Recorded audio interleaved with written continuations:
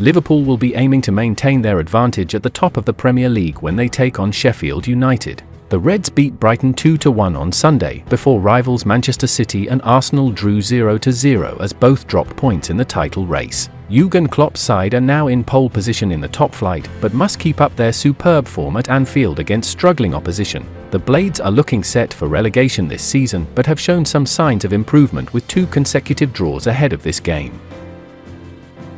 Liverpool are known for being virtually unbeatable at home, and that decreases Sheffield United's already slim chances.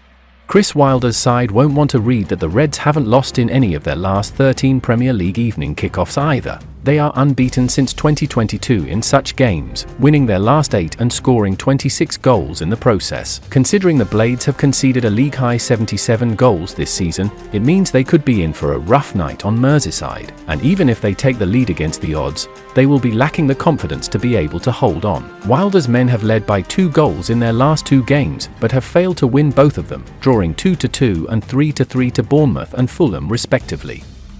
Curtis Jones could return to the Liverpool squad for the first time since February after Klopp confirmed he is fit to play.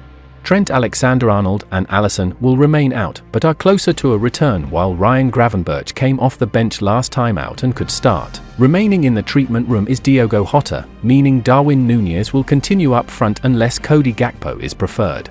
As for Sheffield United, Tom Davies and George Baldock are set to be absent. Cameron Archer is nearing a comeback, but with Ollie McBurney and Ben Brereton Diaz both scoring at the weekend, they're expected to start up front.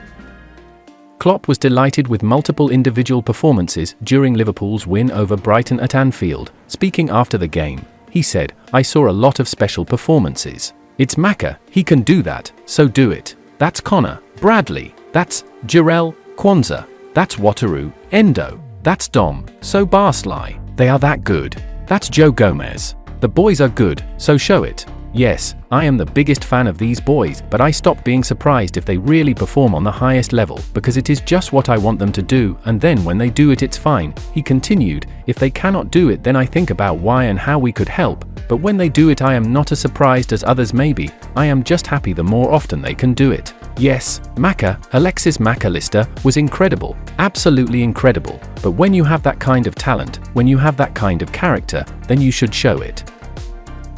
With Alisson still sidelined, Kelleher will be starting again on Thursday night.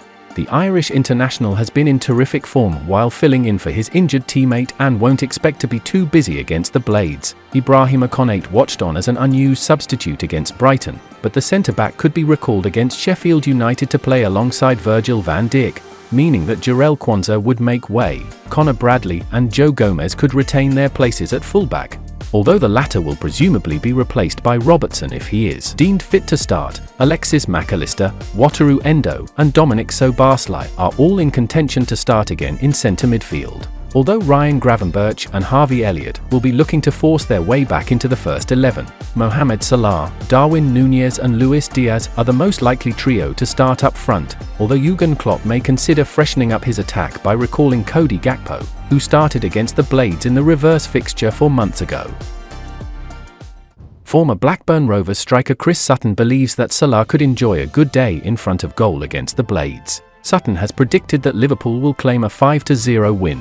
"This is top versus bottom, and Liverpool striker Mohamed Salah is going to be captaining my fantasy team. That should tell you all you need to know about what I am expecting to happen here," Sutton told BBC Sport. Against Brighton on Sunday, Liverpool did what they have done all season, which is finding a way to win even when they fall behind. This should be far more straightforward, because Sheffield United do not have the quality to cause them the same problems the Seagulls did. Liverpool cannot just expect to turn up and win easily though. The finish line is in sight, but they need to put their foot down to get there first, and that is what I think will happen here. Looking at the table, goal difference could play a big part in the title race. Arsenal have the advantage there at the moment, but a big scoreline here could change that.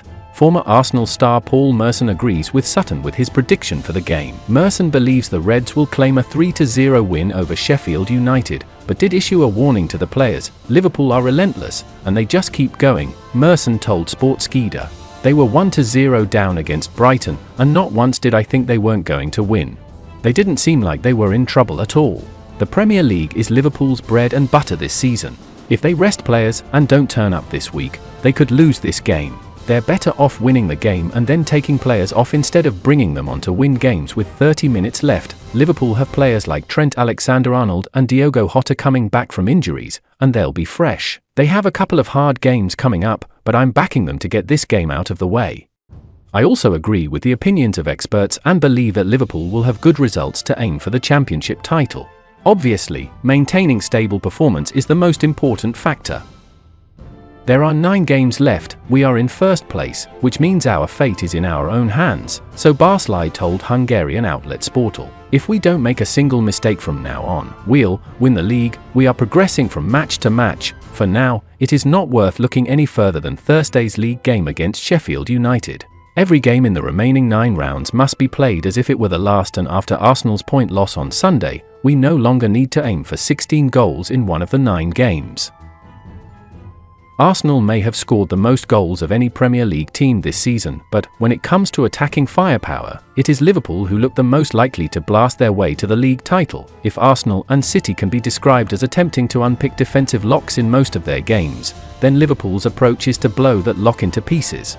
So far this season, they have taken 572 shots, almost 100 more than Arsenal, and have also created the most big chances, 96 out of the top 3. When Jurgen Klopp's players see the goalposts, they invariably charge straight towards them or shoot from range. In the Premier League this season, they have averaged 1 shot for every 25 passes. Arsenal, by contrast, average a shot every 30 passes, while City average a shot every 34 passes. Liverpool, in short, are significantly more direct than their 2 title rivals. They have produced 479 passing sequences of 10 or more passes this season, compared to Arsenal's 531 and City's 663. And that's the final content of today's video. Like, subscribe to support Live Alive.